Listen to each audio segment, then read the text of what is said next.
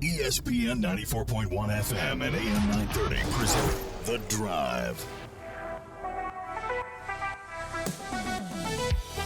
Well, we're back after a day of baseball excitement. Opening day is always fun, isn't it? But we're back now. My name is Paul Swann. This is The Drive on ESPN 94.1 and AM 930. For this Friday, March 31st, we've made it. We're getting into April after today. And we had a lot of football to get into as spring practice continues for a multitude of teams, including the Thundering Herd. We're going to probably get into basketball with you in just a moment. And we're going to open up our text line, 304-396-TALK, 304-396-8255. You know, let's start with baseball, though. Yesterday, the opening day game, usually hosted by the Reds. They usually get the honor of being one of the first teams. They always, for the most part, get to host at home.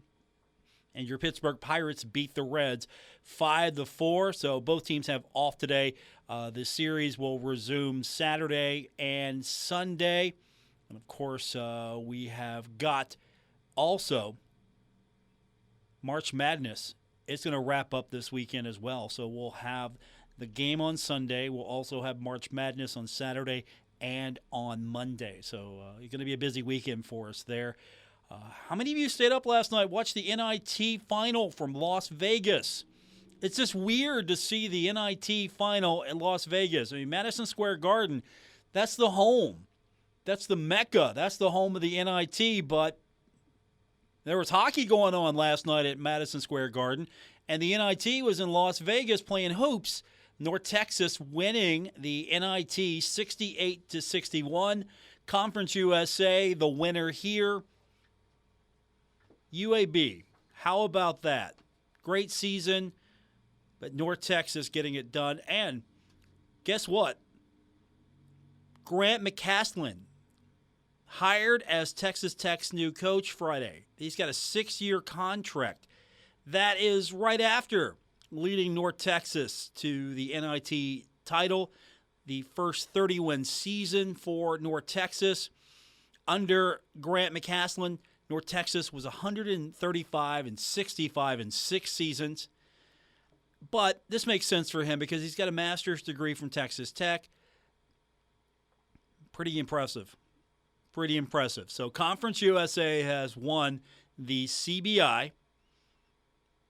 Also, first and second place, or runner-up, in the NIT.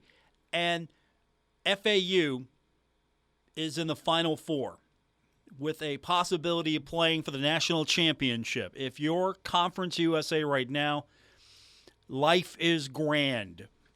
And if you are also Conference USA, you're thinking, we're losing so much in conference realignment, but let's enjoy it as we have it right now. Let's enjoy it.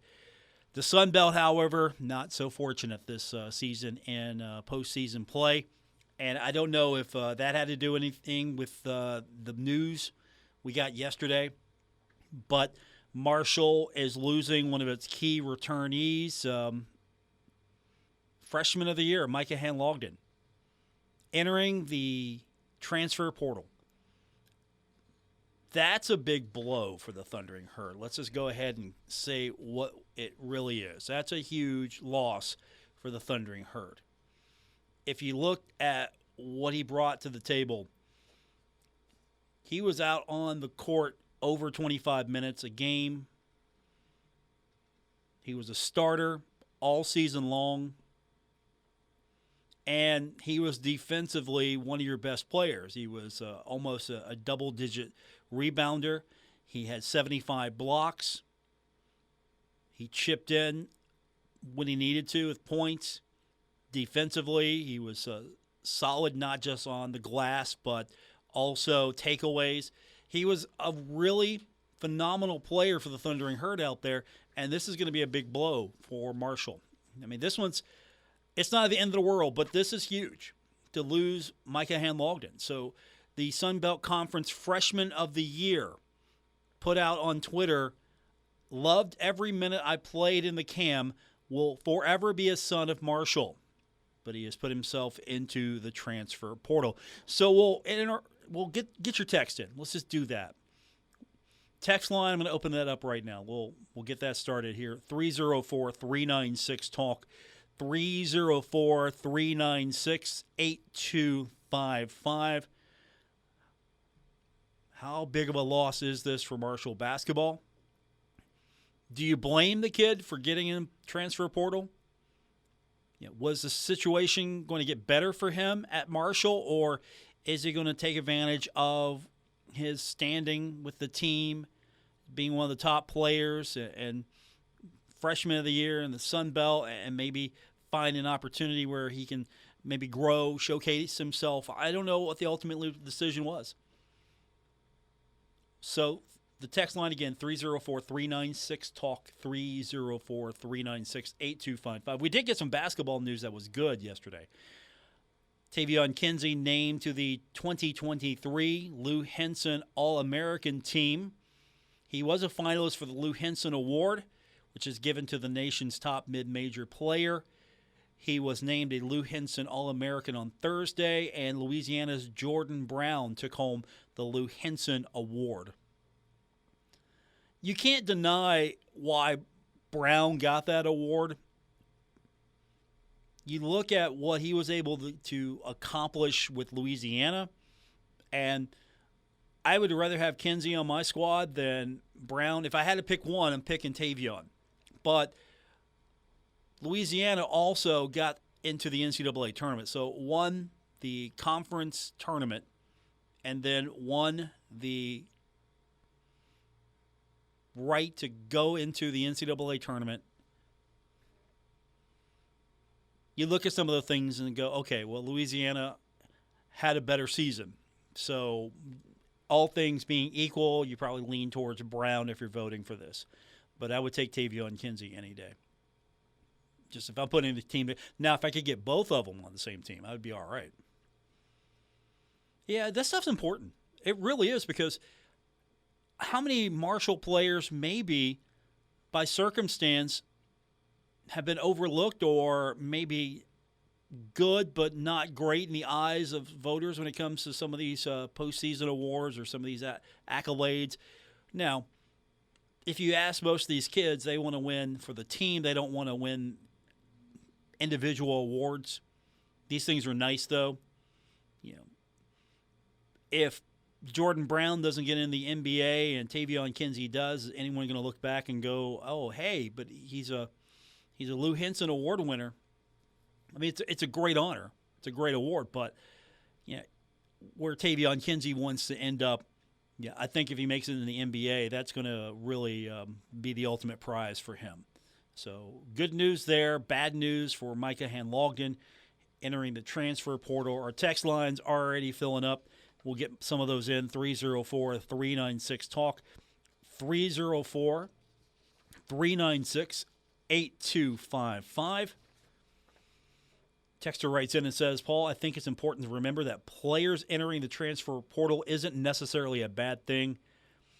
Handlogten has the right to explore other opportunities and find a program that's a better fit for him.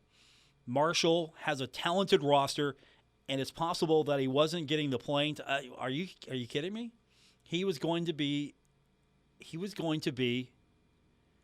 one of the feature athletes. Are you kidding me? Texter adds, or development he needed. You lost me on playing time. Because I really believe that he was going to get. I mean, he what 25 minutes already? He was getting 25 minutes. I don't think that's it. Development, I don't know. There. You lost me on playing time. I really thought he was going to get more playing time. Just, you had to. You had to see more playing time from him. Because he would have gotten better, and the team really would have been able to lean on him a lot more, especially with a guy like Tavion Kinsey gone. You got Andrew Taylor, I think, coming back. With Andrew coming back, and if you would have had Handlogten coming back, those would have been two of your core players there. 304-396-TALK, 304-396-8255. From the text line, Paul, it's disappointing to see Dan D'Antoni fail to keep Micah Handlogten on the team. D'Antoni needs to take a long, hard look at his coaching style and figure out what he needs to do to keep his players motivated and invested in the team. His inability to do so has resulted in the loss of a valuable player, and it's not the first time this has happened. It's time for the university to start holding D'Antoni accountable for his lack of results and find someone who can actually get the job done. Again, they gave him a 3-year deal because he was one game away from winning the regular season championship. Of course he didn't get that last game and then get into the tournament, and Marshall didn't get the tournament bid because Marshall lost its first game.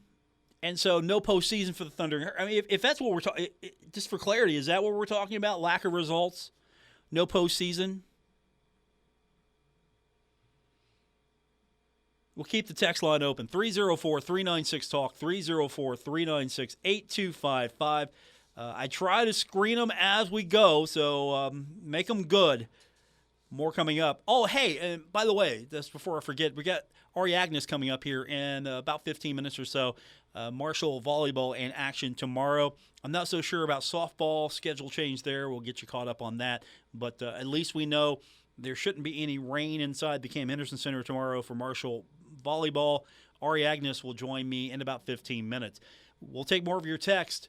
304-396-TALK, 304-396-8255. More coming up on this edition of The Drive, ESPN 94.1 and AM 930. This is The Drive with Paul Swann on ESPN 94.1 FM and AM 930.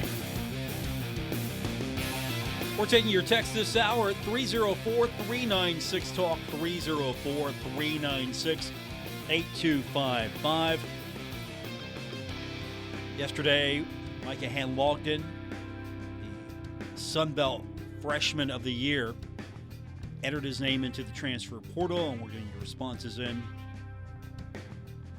Again, that number, 304-396-TALK, 304-396-8255. And still to come, Ari Agnus, Marshall women's volleyball coach, joins us to talk about matches happening at the Cam Henderson Center tomorrow with Kentucky Christian. Back to the text line. Paul, let me tell you something. Dan D'Antoni has really dropped the ball with Micah Handlogten entering his name in the transfer portal. He should have done more to keep him on the team. It's clear that D'Antoni lacks the ability to retain talented players and build a strong team. Back to the text line. Hey, Paul, I have a mixed feeling about Micah Handlogten's decision to enter the transfer portal. On the one hand, it's always tough to see a player leave a program, but on the other hand, it's important for players to do what's best for their careers and personal growth. Marshall has a great basketball program, but if Micah feels that he needs a change of scenery to thrive, then that's his decision. We'll just have to wait and see what happens next. And you can add to the conversation 304-396-TALK, 304-396-8255. I also take your responses off Twitter. You can join me on Twitter at Paul Swann. Let's get some of your comments and reactions there. I asked Herd fans on the community page that's linked to my account how we feeling about Micah Handlogten entering the portal. First response, not happy initially, but in today's world, being able to adapt to change is a must-have trait. People, processes, and programs have to embrace change to be successful. We need to use the tools to our benefit. Also from Twitter, I'm feeling pain. Tremendous amounts of pain. Also from Twitter, just one word, sad. So Rich on Twitter is feeling sad. Russ on Twitter says, not happy with it for sure. I'm not mad at him because I support the idea of the portal, but I was looking forward to him being here for 3 more years and watch him develop. I thought he would give us a good foundation and help our rebounding and interior defense. Patrick says it's kind of what it is now with the landscape of college athletics and the portal. You get fortunate and have that wonderful mix in a given year. Better make the most of it now more than ever. Harder to build for those special type seasons consistently. And Pete says, inevitable. He is looking for postseason play, i.e. NCAAs or NIT, along with being at a program that has a developed history with moving players to the next level. Something Marshall does very infrequently. With the portal as is, this will not be unusual. North Carolina's lost 6. That's from Twitter. You can add more. You can find me on Twitter at Paul Swann. Also, we've got a community feed. I have a community feed where I just tweet about Marshall stuff. Not everybody that follows me necessarily into all the Marshall stuff. So I've got a community feed where I tweet about nothing but Marshall stuff, and you can join it as well. It's free. It's a feature of Twitter. So I'll be checking that and asking you questions there often. And, of course, our text line is 304-396-TALK, 304-396-8255. Texter says, I think the important thing for Dan D'Antoni now is to focus on the future and continue building a strong team. Losing Micah is undoubtedly a blow, but there are always talented players out there who can step up and contribute to the team. Dan has a great track record of developing players and getting the best out of his team, and I have no doubt that he'll do the same this time around. So, sort of a mix. Most people understand that player leaving, got to do what's best for the player. Some of you on board with Dan D'Antoni don't think that he's really the one at fault here. Some of you seem to think that maybe this is a Dan D'Antoni issue.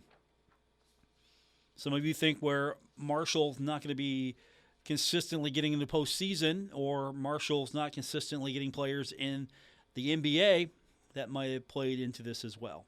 So you can join the conversation. 304-396-TALK, 304-396-8255. Texter writes in, this is maybe a little nasty. Not that bad, but it's a little nasty. Paul, I don't know what Dan D'Antoni is thinking, but he clearly hasn't done enough to keep Micah Handlogten on the team. This is just another example of his poor coaching skills and lack of leadership. If he can't keep his players motivated and committed to the team, then he doesn't deserve to be the head coach. Appreciate that response. 3-year contract, kids. 3-year contract. Yes, Marshall had a successful season. No, Marshall did not find postseason play. That sort of negates the success. You have like a really, really good season, and you win a lot of games, and then you miss the last 2. The last 2 were important because, one, the last regular season game would have got you in the NIT. That would have been a great benchmark. Hey, Marshall had a successful season.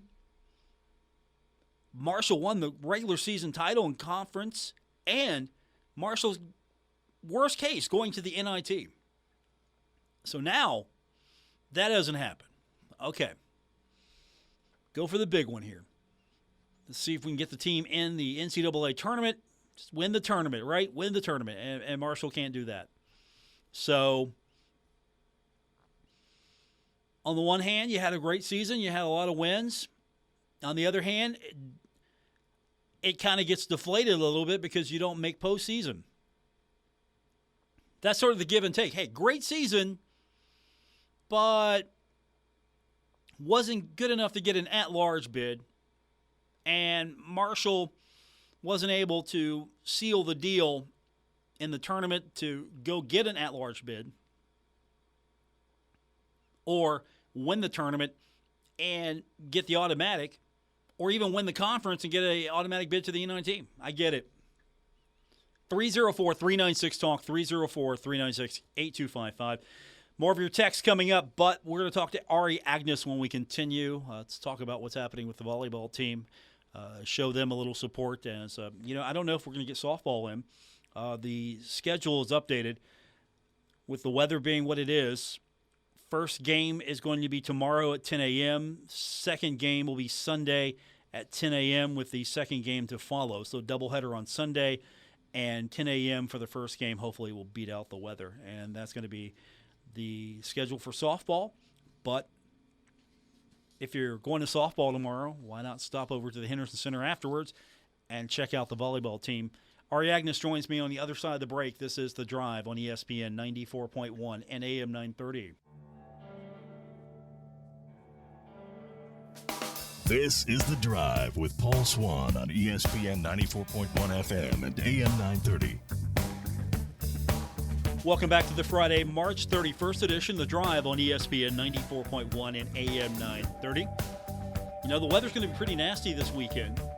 So what's a better way to enjoy your weekend by going inside to the Cam Henderson Center? You can watch some volleyball action. Marshall's volleyball coach, Ari Agnus, who is a stranger to this program. We never can get her on the show. She's with us now to talk about volleyball. You're always there for me. You know, if I call you, you say, "Hey, let's do it." You're always there for me. All the time. You're the only thing that matters in my life. So we've got to keep it that way. You know, I'm recording this, and now I'm going to use that. I'm just That's going to be. all right. I'm going to be honest with you. I'm using that. That's going to be a liner next week on this show. You deserve it. Oh, I like that. That's another liner there. You don't know how this radio thing works, do you? You say things like that, I repurpose them. Yeah, but it's okay. It's okay. It's fun. You said spring was fun earlier when we were talking because I was texting you and saying, "Hey, can we talk about the upcoming match?" And I said, "Let's talk about Davis and Elkins." And you're like, "No, let's not talk about Davis and Elkins. That got changed." So you got a schedule change. What happened? Yeah, and honestly, the good and bad about spring is it is kind of just ever flowing, and it's very nonchalant in a lot of ways because all that any coach really wants to do is to be able to play somebody other than themselves. Doesn't count for anything. Half the time people don't keep score. Like you just kind of play for time, or you'll play five no matter what. So when they had emailed they've got some sickness going around, and they're still trying to find their next head coach. So I sympathize and empathize with them and hope that they all feel better. But we were lucky enough that we just made a phone call to Kentucky Christian, and in about 20 minutes he called back and said they were good to go. So that's all we can ask for. You only get 4 play dates, so to be able to just have 3 of those at home and play on the new Terraflex floor in front of our crowd is that's more important than who we play, because right now all we're worried about is our side of the floor. Don't you wish you could just make schedule changes like that in a whim? Like just call someone up. "Hey, you want to play?" "Yeah, sure. We'll come down. What? Yeah, what? 5 o'clock? Let's do it. We'll right? Get in a bus and we'll be right there."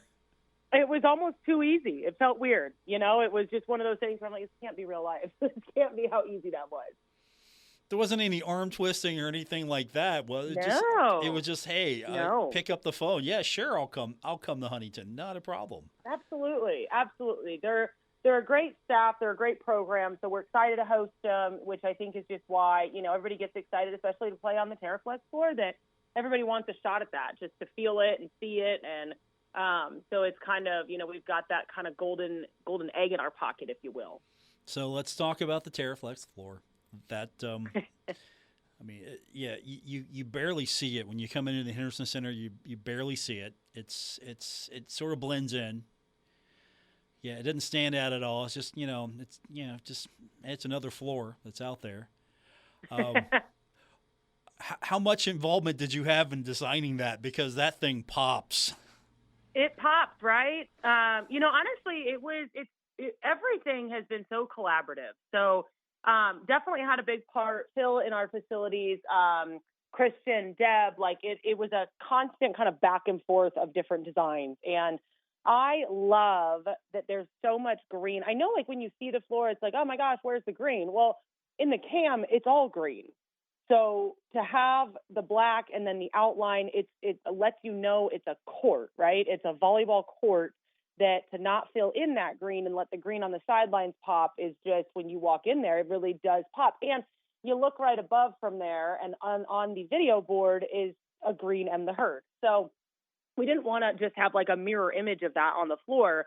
We wanted something different, something new. And I love that, like, between football and basketball, and none of this was intentional because we were completely designing ours by like on our own kind of page, but everything is so cohesive. Even upstairs in Gullickson, everything has the black outline. Everything has pops of green and kind of this fierce new takeover look, but it's so beautiful. It's so good for the girls. It's so good for our program. It's an unbelievable step in such a beautiful direction that it's been a lot of fun to play on. The girls really enjoy it, and I just think it makes a statement that we're a volleyball school, and we are invested in all of women's sports, but in volleyball specifically, which as a coach and recruiter you can't run from that. It's amazing. You mentioned Gullickson. Is there plans to have a similar surface for practice as well? What's the arrangement look like there? No. We'll just keep. So there's 3 courts up there that we get for volleyball, and then they have 3 basketball courts, and then they've got the main court that you can set up hoops with for men's and women's basketball. So what's really great is for a practice venue, all we want are the 3 courts. All we want are to be able to have 3. It's such a beautiful space because in between the courts, you're not scrunched together. So we get a lot of training done in there, and it's just phenomenal. It's, the fans are such a huge difference, but just the paint, like, I think for all these years, it's kind of like, well, like don't push money in there because it's old and, you can't get air conditioning. And I'll tell you what, that paint is unbelievable. So the Skaggs family has truly blown it out of the water with allowing such beautiful renovations come to life. Let me tell you my experience with Marshall Volleyball and Gullickson Hall. Before I began paid radio, I did PA for a few games for Marshall Volleyball back in the day. And the PA device I had to use was like this CB radio type handheld device in Gullickson. And the scoreboard was one of those, it looked like it was from the 60s or 70s devices. Yeah, you're getting the idea in your head. I do. Yeah. I do. No, that I'm just completely flipped out about what Gullickson looks like compared to where it was. Isn't it wild? It's amazing. It's this whole, I didn't really, I understood the process of the Pathway Project, but I swear we find ourselves going from the office to the CAM or to Gullickson, which is the Skaggs Family Practice Facility. So I've got to start saying that properly. But we go, and it's like there's something new every day. We're like, oh my God, this wasn't here yesterday, or this wasn't here yesterday, or that's new. Like, it's unreal. Even the floors, and I think it's like 1.3 miles worth of flooring that they're putting down, and it's just so cool that I think that our student athletes, they deserve it. They deserve to walk down a hallway and see awesome photos of themselves. They deserve to walk on great linoleum floor. They deserve to see big Nike checks everywhere, So it is, if you haven't visited, I would say it's like call one of us, let us take you on a tour when it's done, because again, I don't even know. It's like, when is it done? I have no clue because there's so much going on. So it's unreal. It's like, yes, the big ones, Gullickson and CAM, but the Pathway Project, where our student athletes spend the most time walking from the training room to the equipment room to the weight room, all of those things are the details that Christian and his team have put into place that they just matter. They just really, really matter. Okay, who's got the nicer locker room, you or basketball? Who's got the better setup? I think we have the better setup just because it's our team, and I won't let anybody tell me otherwise. Okay, fair.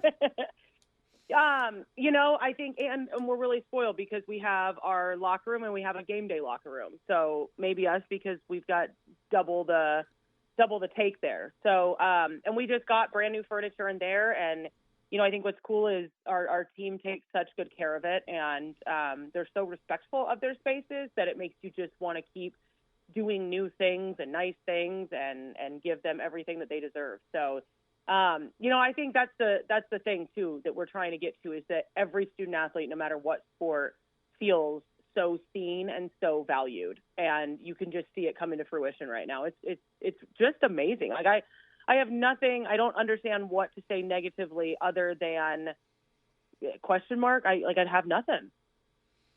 Ari Agnus is with us. She has more than she says. She has stuff. We should actually talk about the floor as far as playing on the floor. We've talked about all the amenities and everything and the paint scheme, and hopefully there's more paint coming. I've got some ideas, but we'll keep those to myself. What's it like playing on the surface? What was the reaction from everyone? Gosh, it was so cool. So it saves your knees, right? With the amount of jumping that we do, between jumping and diving, it's a volleyball player's dream, because there's a cushion. It's not a super thick floor. It's not like, a foot or anything, but it is definitely enough to where you're not jumping on hard wood. So from your knee standpoint, from your joint standpoint, for how we land, then on a diving standpoint, you're able to push and kind of like go further. You don't stick. So, I mean, it's definitely, it's not just a pretty thing, right? There is a competitive advantage to having one. There's an advantage just to play on one, because that's what they use at the NCAA tournament. That's what they use.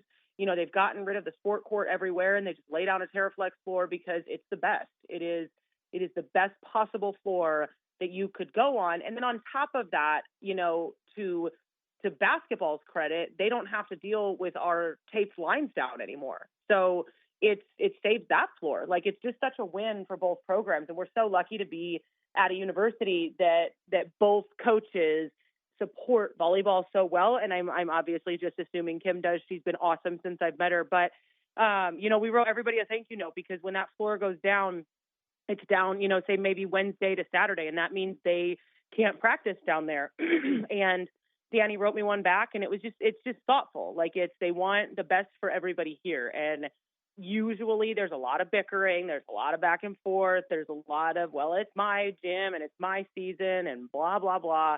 And we just don't have that here. And especially them coming off the awesome season that they had, for him to feel that way for us. I mean, he comes to all of our home games. It was just such a cool moment for us. Ari Agnus is with us, head coach of the Marshall volleyball team. Kentucky Christian coming to the Cam Henderson Center tomorrow to play on the new floor, the new surface. So when you go out recruiting now, you go across the country or you hit the transfer portal, how big really is the floor? Is that is it huge? The amount of, honestly, what's funny is we went to Indianapolis a couple weekends ago, and I had more college coaches stopping me to be like, what is it like? Like, they, we had the Illinois State head coach who used to be at Wright State. Allie came up to me and she was like, this is such a big deal. Like, this is just such a big deal. And I'm like, girl, I know. Like, but it was so cool how many people either texted us or while we were out were just like, that floor is unbelievable. So it's A, got people talking, B, it puts Marshall volleyball on the map, right? But it's such a big tool. It's such a beautiful thing that we can use to just say, because when you go to school, you don't want to be the sport that's behind another sport. And to say, like, look, our university cares this much that they got us our own floor, right? Like, this is going to be a volleyball school. Every sport should feel that way. Soccer should feel like it's a soccer school. Football should feel like it's a football school. Basketball should feel like it's a basketball school, because of how the community and how the university rally around them. And I have yet, like, right now, I feel like I'm a softball school and a baseball school. It just, like, every time it just keeps turning with the season of the sport that we're in. And I just think that that's something really it's just not around the world or the country, I suppose. Ari Agnus is with us in action tomorrow. There won't be any rain in the Henderson Center, so you can go check out volleyball action against Kentucky Christian with the most fun squad on campus. Absolutely. I go to, but first of all, you probably didn't see me because I was up on the porch. I had, that's where I had to do my show live, from the porch.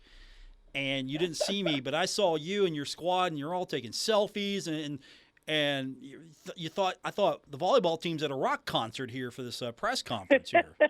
What's going on? You know, we have a good time. You got to have some fun in order to win. And it's the first time, it's things going on, but no, it'll be a lot of fun. You know, I think last week we had a lot that we could grow on, and it takes a lot of patience to get through the spring, to not just put what in my head is the best lineup, or as a staff we feel, and give everybody a chance to showcase what they got and find actual pieces that we really, really need to focus on and work on. So we've been doing that all week. This week felt really, really good practice-wise. Today was a little slow, but they kicked it into high gear towards the end there. So I'm excited about tomorrow. You know, I think that the lessons we're learning are, whether it's a team that's supposed to beat us or a team we're supposed to beat, we have to play our best brand of volleyball, and we're still learning how to do that consistently. So hopefully we're, you know, just a little bit more consistent than last Saturday, right? Like, you want to shoot for the moon and land on the stars, and just kind of progressively get better, and not just, oh yeah, okay, now we're 100 times better than we were last Saturday. Well, that's just really unrealistic. Can we get 1% better? Can we get 10% better? Can we then build on that for the next match? So I'm proud of their work. I'm really excited for them to be able to showcase at home again just everything we're working on. Ari Agnus is with me. It is her building. It is the Cam Anderson Center, and it is a volleyball school tomorrow, Kentucky Christian.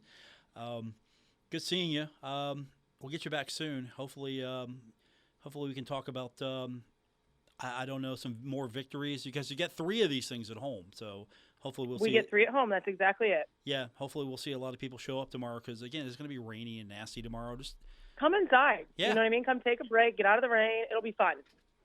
Ari Agnus, my guest, always dependable, always there for me. I appreciate it. Thank you. Thank you so much. We'll get your text in, 304-396-TALK, 304-396-8255. More coming up on this edition of The Drive on ESPN 94.1 and AM 930.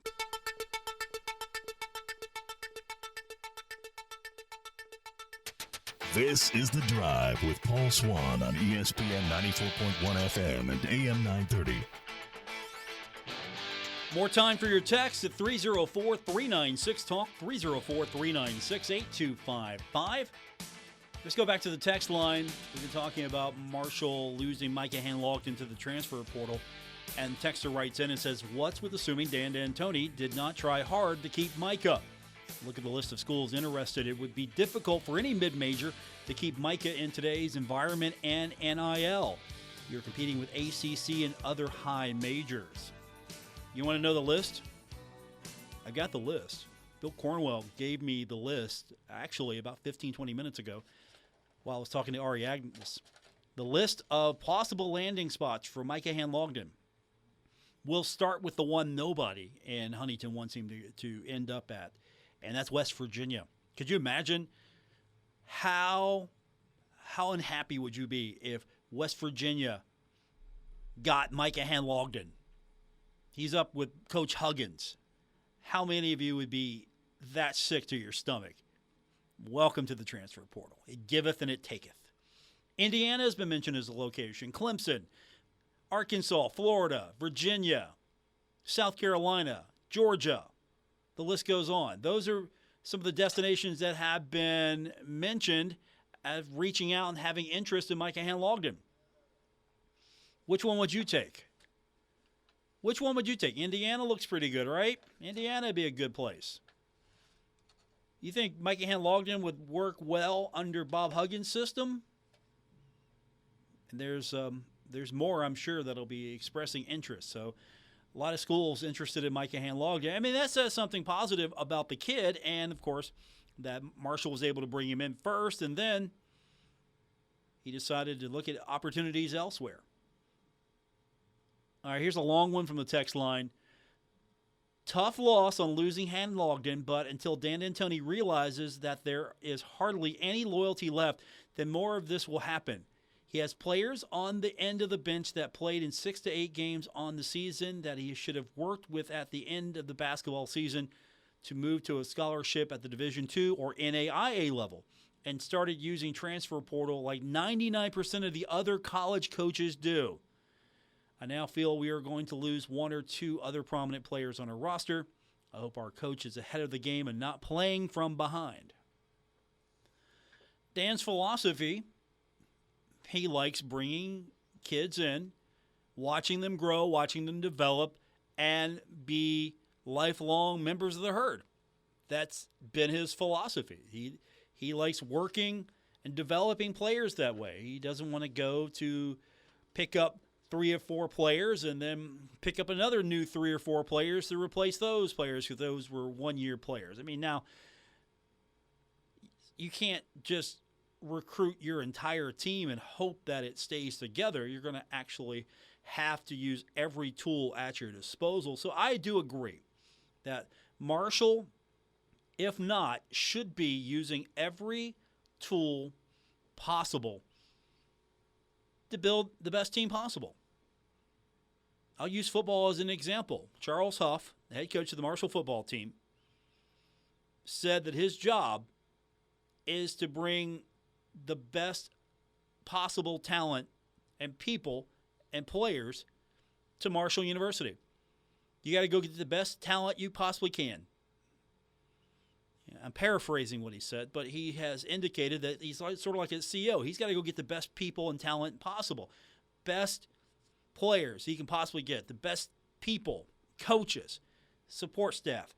He's got to go get and attract the best people possible. So he's trying to build a program which will attract the very best possible. So you saw a lot of improvements facility-wise and you're seeing that with the Henderson Center too, so I'm not saying that's not happening, but you've seen a lot of changes with football, more investment in football, and you have a coach who is running his team like he's not just the head coach, but he's the CEO. I'm trying to put together the best team possible. I need the very best coaches I can possibly attract that fit what we're doing. I need the very best talent I can attract. How do I do that? I got to go recruit it. I got to go recruit that talent. I also got to make sure that Marshall is a destination that talent wants to come to. I got to make sure Marshall's successful. And every sport is trying to do its best. Every coach at every level is trying to do its best to attract. And the transfer portal is still new. It's not that new, but it's still new. And so it's going to take an adjustment for a lot of coaches. You have different coaches of age and experience. Some have used the transfer portal a lot. Some have not. Varying degrees of success. Look at FAU, for example. And honestly, this was brought up. I asked, why can't Marshall be like FAU? And then a couple of you reminded me, well, one, the beach, which I say on any given day, it's just as nice on the sandy shores of the Ohio River. I would say that any given day, it's very nice. You could hang out.